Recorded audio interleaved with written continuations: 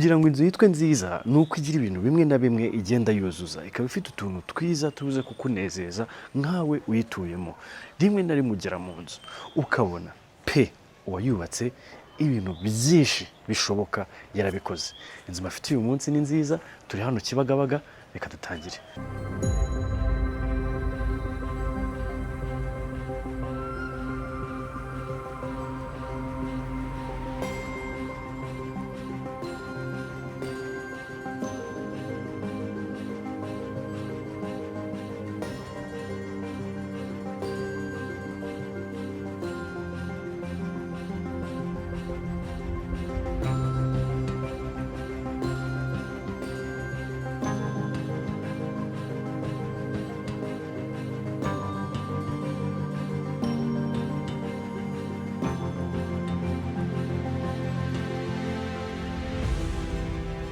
Ngaho nawe ndebera iyi nzu.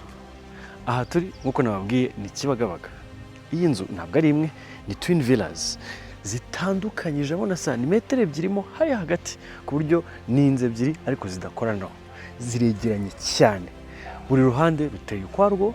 Uyu munsi tuje kugira ngo dusure uru ruhande rwo hepfo, mbereke ibintu bitandukanye rufite. Ni inzu nziza pe. Guturuka hano ku muhanda, icyambere ahantu turi ni heza pe.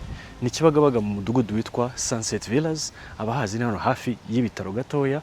Ariko reba uru ruhande, iyi nzu ifite qualité mu bikoresho, ikagira ubwitonzi muri selection y'ibikoresho nk'amarangi, amatara, amakaro, jardinage, uburyo utuntu dupanze, mbese ni inzu iteye neza pe. Kuri iyi fasade yo hepfo ubonamo utuntu twiza pe. Ngaho ndebera, reba agakuta kariya amabuye gasa neza, imirongo iragororotse, balcon zimeze neza zifite ibirahuri, mbese modern elements, irangi ryiza ry'umweru, amakuru hano hanze. Turabona igipangu hano nagifunguye kugira ngo batemberezemo imbere murebe ukuntu ifite agaparking karyoshye. Mbese hano hanze ubwiza bw'inzu rwose urabubona ko busohokamo, amatara ari hano ari mu nzu uyabona ukiri na hano hanze. Ni inzu imeze neza cyane. Kwinjira mu nzu, icyambere ubona ko ufite dedicated parking space. Iyi ni iya mbere. Iyi nzu muri rusange ifite parking y'imyanya itatu. So hano utaga parking, ariko si parking izindi zose, si parking ikoze neza pe. Guturuka hano hasi ahari aya mabuye ni amabuye mu mucanga, bayaselectinze neza rwose, basasa hano bakarangiza bakaguha aka gakuta ka accent. Hano ni keza cyane, sinzi niba kamera kubyerekana neza, ariko ni agakuta gafite accent kameze neza. Selection y'amatara n'uburyo bijyanye ni byiza cyane. Ukajardin hano gatoya kagaragara ko nikamara gufata neza kazaba karyoshye. Reba ukuntu aka gakuta ari keza cyane. Uyu mwanya uzuri dedicated, hejuru rwose tukageraho LED ya framinga neza, ndetse n'utuntu tw'imbaho ku mpande zombi. Ntabwo ari kuri uruhande gusa ubwiza buri, kuko naha kuri uruhande naho rwose urabona ko bwa bwiza, yaba jardin baraguhaye ahantu hari indabo rwose zimeze neza. Iyi nzira y'umuntu uje n'amaguru umaze guparika se cyangwa ugiye kwinjira mu nzu, kuko iyo niyo main entry, ugendera kuri izi slab nziza. Ni aka modern element kameze neza. Again urabona za LED hariya hejuru, urabona twa tuntu tw'imbaho ku ruhande hariya. Nk'uko mubibona hari jardin izenguruka inzu ku ruhande rwo hirya. Nk'uko mbabwiye dufitemo parking y'imodoka eshatu hano ku ruhande, akaba ariho dufite indi parking y'imodoka ebyiri. Ariko kandi nayo ntabwo ari parking barekeye aho ngaho gusa, kuko urabona ko waturuka muri selection y'izi ndabo bashyize hano, ugashyiraho udutara twiza, amakoro, n'agaparking keza gasa neza, agakuta ka accent hano. Ese ni kwa kundi uvuga uti mfite imodoka ihenze cyane, reka nyiparike aho nwikiriye, ariko n'izindi mfite wenda zigira ahandi zisigara, cyangwa se abashyitsi nibaza nibahagarare ku muhanda. Nubwo iyi quartier mu by'ukuri iri safe cyane, nabo bahagarara nta kibazo cyane. Kuva muri parking nababwiye ko dufite jardin, n'aka jardin keza pe. Selection y'indabo ni nziza, kuko ni za ndabo zongera ubwiza aho utuye. Wareba ku mpande zombi rwose iyi selection imeze neza, ibyatsi hagati, uturabo turi well selected, ariko kandi ikazenguruka uru ruhande rwose kugera n'aha ngaha ariho dufite salon n'icyumba. Aya mabaraza urabona ukuntu hano hantu hafunguka neza. Urebye ubwiza bw'iyi jardin ukareba ukuntu bwuzuzanya n'ubwiza bw'iyi nzu, nyabona ahantu hameze neza pe. Again aha niho dukomeza kubona ukuntu iyi nzu yubatse neza, yaba izi cantilevered balconies ziri hano, urabona ko rwose ni ama modern elements aryoshye, urabona ukuntu bashyizeho amavaze azana n'iyi nzu, donc nuyigura azaba ariho amatara, ibintu byiza cyane bituma rwose iyi nzu iba choice nziza. Mbere yuko ariko twinjira mu nzu, reka mbabwire ku miterere y'iyi nzu. Iyi nzu nk'uko nababwiye iherereye Kibagabaga muri Sunset Villas, ni hano hafi gatoya y'ibitaro bya Kibagabaga. Ikaba ari inzu iri mu kibanza cya metero kare 360, ifite ibyumba 5, ikagira douche zuzuye 5, ni ukuvuga buri cyumba gifite douche na toilette, tukagira toilette z'abashyitsi 2, tukagira rooftop, tukagira ibyumba byiza kandi binini birimo n'utubati, igikoni cyiza, salon open imeze neza. Iyi nzu rwose ikaba iri ku isoko igurishwa. Ushaka kumenya igiciro, skana iyi QR code cyangwa se muri description y'iyi video harimo link aho wajya kuri website yacu ukabisangaho kugira ngo urebe ukwigura. Reka dukomeze. Kwinjira mu nzu nk'uko nababwiye ni izi slabs ziri hano, urabona ko inzira rwose ikoze neza, niyo dutambukaho tuza kuri uyu muryango. Ni umuryango mwiza, again urumva ntabwo bafite inzu nk'ingiyi ugira urugi rwa metalike, reka rwose. Aha dufite rwose umuryango mwiza ukoze muri muvura, munini, mugari, kandi rwose ubona ko ubiranye n'inzu nk'ingiyi. Karibu. Ukigera hano mu nzu ubona ko rwose ibintu bihari kubera impamvu. Iyi nzu ifite ibara rimwe n'umweru, ni nawo wiganje ahantu hose rwose, ukagira n'utuaksa tw'urubaho hamwe na hamwe.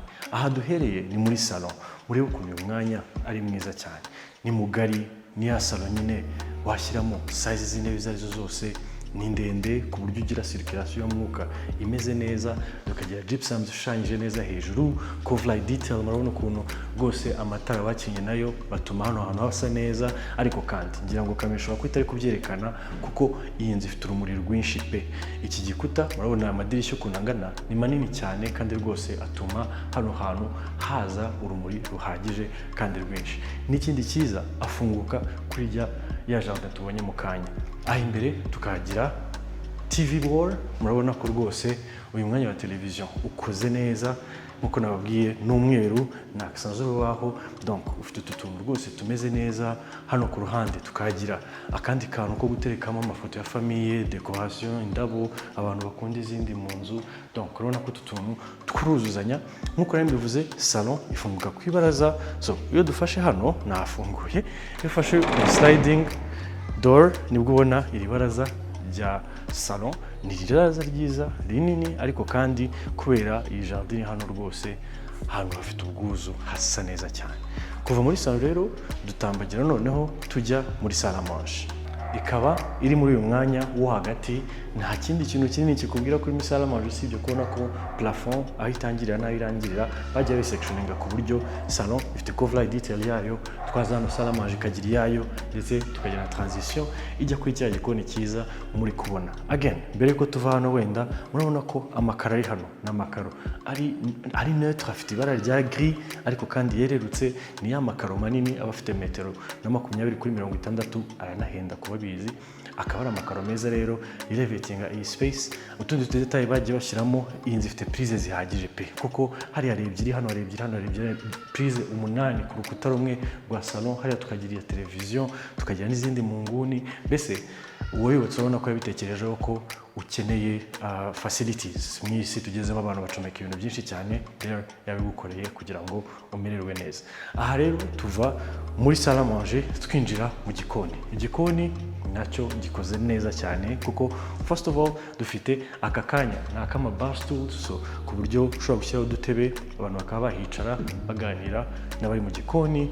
Ku ruhande hano turafite akanishi gatoya ka decoration, abantu bashaka amafoto ya famille, utu pendant lights twiza cyane hano tumeze nka crystal, two kugira ngo nyine of course aka gatebo kagire accent imeze neza.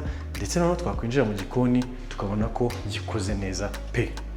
Icyambere ni utubati. Iki gikoni gifite utubati twinshi, reba nawe kuzenguruka hose no kuri urukuta hose ni utubati. Selection ni nziza kuko utubati natwo ni umweru nk'uko twabibonye ku nzu yose isa, tukagira granite z'umweru, twarangiza tukagiramo utunishi nyine twakisa twubaha nk'uko nababwiye. Muratubona ko nanga turakomeza, nanga murakabona, ndetse n'aho inyuma karahari n'utunishi twiza dutuma hano hantu hasa neza. Ariko kandi iki gikoni gifite ibyo ukeneye byose.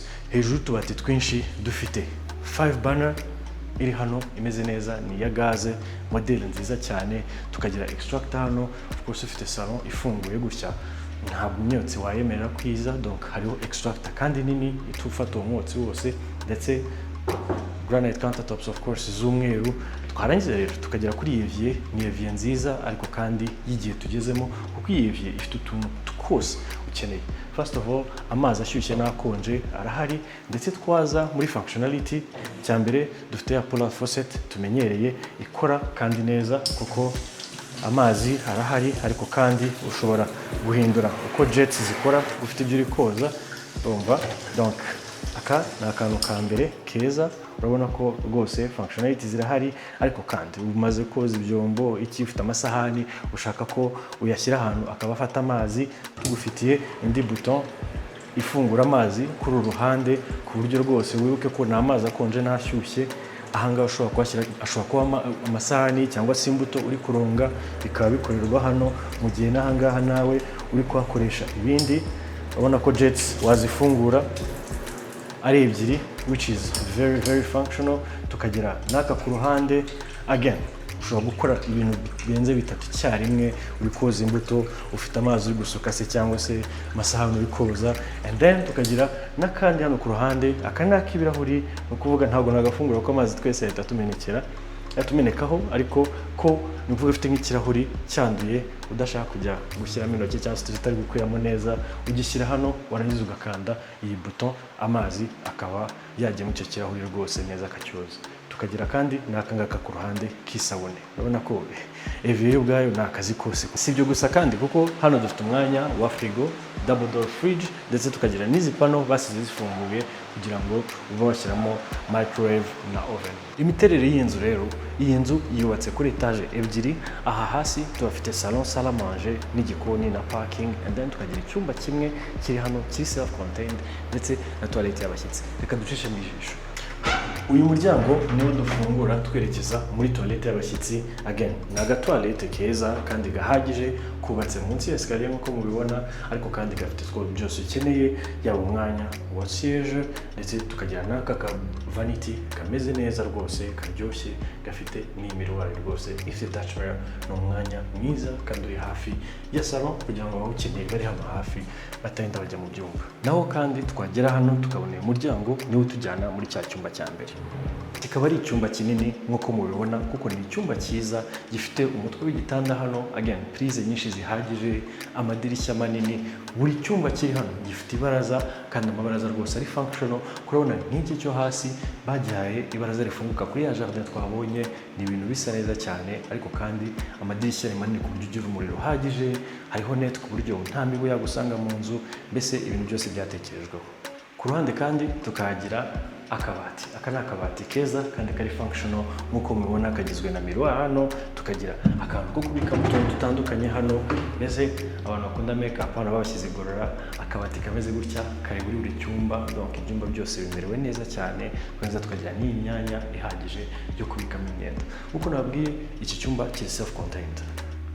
Dushe yacyo ikaba ari iyi ngiyi. Now ni akadushe nako kameze neza, dufite vanity hano, dufite touch mirror, kayano kongera ubwiza, amakaro meza cyane kandi akwiriye hose, ndetse kuri uruhande tukagira toilette ya Milano, ndetse n'akakabani turi akari Milano.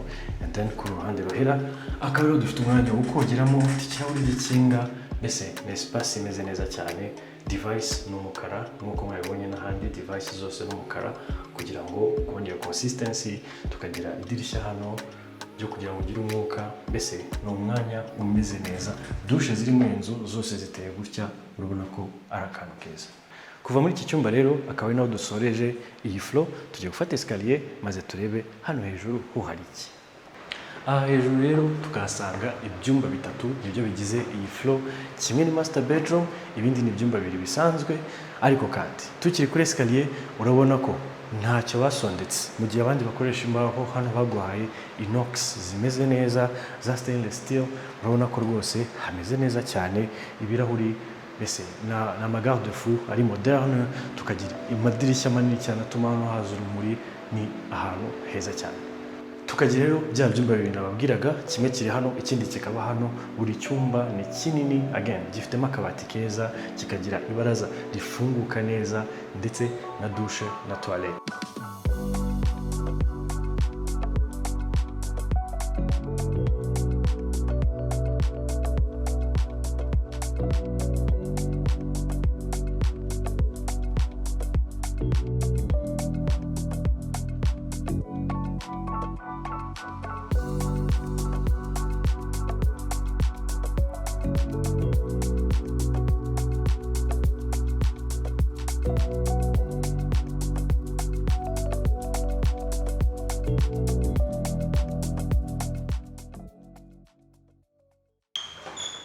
Karibu muri master bedroom y'agatangaza.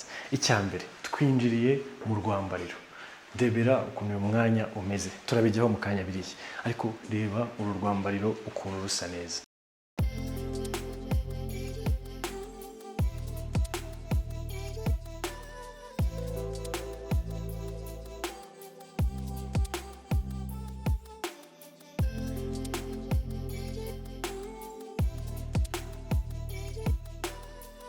Akaba ariho dusanga umwanya wo kuraramo.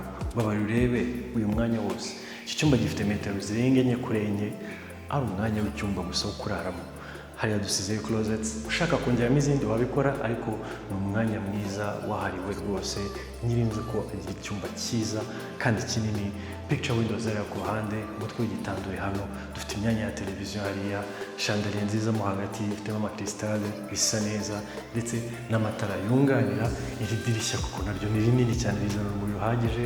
Hanze imvura iri kugwa, niyo mpamvu urumuri ari rukeya, ariko kandi urabona ko aha hantu hasa neza. Ndetse kandi si n'ibyo gusa, kuko nufungura umuryango tugira access kuri iri baraza. Ni ibaraza rinini, ni ibaraza ryiza, ngira ngo murabibona ko hamwe nababwiraga mu mudugudu rwose umeze neza, ukeye, ahantu hararyoshye cyane. Donc nawe bitekereze, balcony ya master bedroom ibigomba kuba imeze gutya, ufite ubwiza bw'ibiti, ukabura ahantu heza ari nini ku buryo iri functional. Mbese urabona ko rwose aha hantu dufite umwanya uryoshye. Ariko kandi ntabwo ibyiza birarangira, kuko iki cyumba, iriya dressing room byunganirwa na master bathroom imeze neza. Douche principale mw'abana mwe, karibu muri douche ya mbere nziza mu Rwanda, kuko ndebera aha hantu ukuntu hasa. Ibi bintu wari wabibona na rimwe, kugira jardin muri douche, ibintu byiza cyane. Kuko talk about comfort, ushaka comfort iwawe, ubundi ni gutya rwose ikwiye kuba imeze. Ufite douche iri functional, ifite ibintu byose, bathtub imeze neza, indabo hano inyuma. Ariko kandi uri kwihuta, nta mwanya ufite. Dufite hano ku ruhande douche y'umuntu uri kwihuta, donc walk-in shower nini nayo ihagije. Again cover detail hejuru, agakuta ka accent hariya, umwanya ufunguye, donc nta n'idirishya ririho, kuko babibaze neza. None imvura iri kugwa ariko nta gitonyaga cyinjira, ntaki, hatuye douche ihora ihumeka imeze neza. Ushaka ko bagufungira nabyo babikora, ariko for now biri functional ndetse na kuriya bimeze. Ariko kandi ibi ni byiza cyane. Ku ruhande rundi akaba ariho dufite vanity space. Urabona ko ni urukuta rwose, tukagira miroir ebyiri, his and hers, utuntu twiza, and then toilet of course hano hagati. Iki cyubwacyo ni icyumba cyo kuraramo, ariko kandi umuntu yavuze ateka simusondeke, ugiye kugura inzu nziza, muhe ibyiza bigendana nayo. Reba nawe iki cyumba, hera kuri iyi closet twabonye, winjire muri uyu mwanya wo kuraramo, uze muri douche ya rurangiza. Sha, ntabwo ndabona master bedroom nziza nk'ingi. Reka dukomeze, turacyafite indi floor yo kureba hariya hejuru, turebe ho hari iki. Aha hejuru rero niho dusanga ikindi cyumba kimwe ndetse na rooftop imeze neza. Gusa nawe reba beautiful chandelier, urumuri rwiza ruturuka hariya, esikariye rwose zifite umwanya mwiza. Iki cyumba nacyo kimeze nka master bedroom. Reka nyibatembereze. Kwinjira winjira nanone mu rwambariro ariko rutandukanye n'ubwo twabonye hano hasi. Murabona ko iyi distance yose ni closet space. Ufite utubati twinshi kandi duhagije. Again, lighting imeze neza, cover light detail hariya hejuru, ndetse twafata uyu muryango tukinjira mu mwanya wo kuraramo. Again, icyumba kinini pe, icyumba kinini kandi cyiza. Again, chandelier zimeze fresh hano hejuru, cover light detail, amatara ahagije, plugs, sockets zihagije, picture window kugira ngo ugire mu rumuri ruhagije, ndetse iki cyumba nacyo kikagira balcon nziza kandi nini, kuko tukagira ibaraza ryiza. Again, naryo rifunguka kuri view nziza. Ubona ko imvura imaze kugwa, burenda kwira, ariko ufite akaview kameze gutya. Ntabwo wagira ikirere gisa gutya nyine, ntabwo wakibona udafite ibaraza ryiza nk'iri ngiri. Donc icyuma nacyo rwose kiruzuye. Ariko kandi nk'uko twabonye master bathroom hariya hasi, iyi nayo ni sawa cyane. Muze mbereke. Mu gusubira mu rwambariro tuvuye mu cyumba, nta handi hantu twabonye umuryango, ariko kandi iki cyumba gifite douche. Naha tubona nta muryango uhari. Uyu muntu yakoresheje ubwenge arangije agukorera imiryango yubatse mu kabati ku buryo rwose biryoshye. Aha rero akaba ariho duca twinjira muri iyi douche. Again, ni douche nayo nziza cyane ifite umwanya ungana nk'icyumba cyo kuraramo. Dufite bathtub hano, tukagira toilette hano, ndetse tukaza ku ruhande tukabona vanity nayo ni nziza, usibye ko idafite his and hers ari imwe. Ku ruhande tukagira umwanya wo kogeramo udashaka kujya muri bathtub, ufite umwanya wo kogeramo uhagaze. I think this is really phenomenal. Nakunze aka gakuta ka accent bafite hano, kandi umuntu ukwereka attention to detail. Ni ukuvuga aka gakuta ni keza, ariko muri douche amazi aguye igihe kinini cyane iyi pano yakwangirika. So yaragiye ashyiraho n'ikirahuri kugira ngo ubwiza ubugumane, ariko kandi buri protected ku buryo amazi atinjiramo akaba yakwangiza zino pano. I think it's really nice. I think ni akadetaye keza kugira master bedrooms ebyiri, ariko kandi ari n'umushyitsi waraje hano hejuru rwose waba umwubashye cyane. Dusigaje rero rooftop. Iyi rooftop rero muze mbeki. Gufungura uyu muryango tugera kuri iyi rooftop. Now, ni rooftop itandukanye n'izindi twabonye, kuko ifite igice gitwikiriye kandi cyiza cyane, tukagira n'ikindi gice kiri open.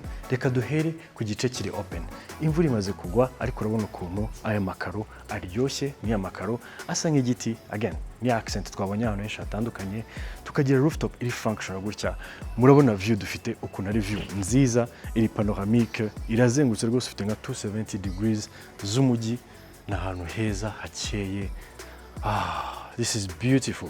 Amavaze yunganira no kongeramo ubwiza, amatara ari creative, ari ahantu hatandukanye. Uyu mwanya rwose uraryoshye, ariko kandi nk'uko nababwiye, dufite uyu mwanya udatwikiriye wo kugira ngo enjoying a view, utarame, umererwe neza. Tukagira n'undi mwanya hano ku ruhande, uyu n'utwikiriye ariko kandi nawe ukoze neza, kuko uriya muntu ukunda match, hano bagushyiriyeho umwanya wa televiziyo, plugs byose birahari. Ushobora gusetinga BR hano, ushobora kuhakorera urundi ruganiriro ku buryo ugira indi salo ya kabiri, ariko icyunganira uyu mwanya kikawuzuza ni iki gikoni.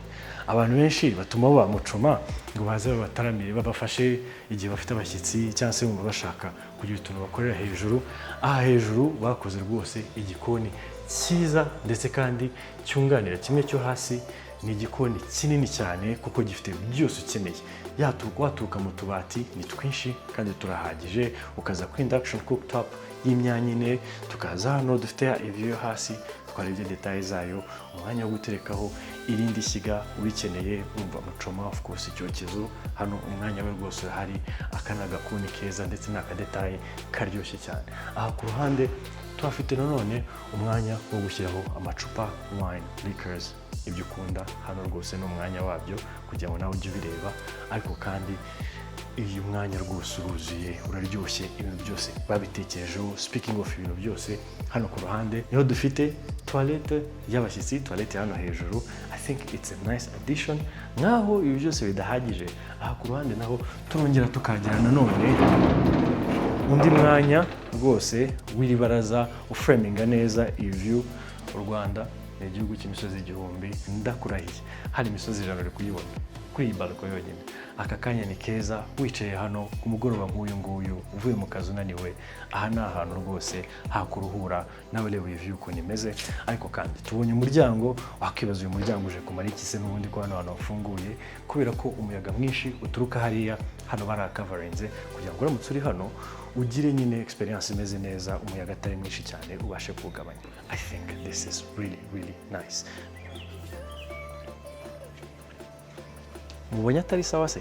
Ni ukuri kose inzu turebye ni nziza hano Kibagabaga hafi gato y'ibitaro, aho iyi nzu iri mu butaka bwa metero kare 360, ikagira ibyumba bitanu, buri cyumba gifitemo douche na toilette kandi byiza bihagije, tukagiramo utubati mu byumba, twahise tukagira toilette hasi y'abashyitsi ndetse n'aha hejuru kuri rooftop, tukagira ibikoni bibiri, kimwe gisanzwe cy'ubuzima bwa buri munsi ndetse n'ikindi hano hejuru kuri rooftop.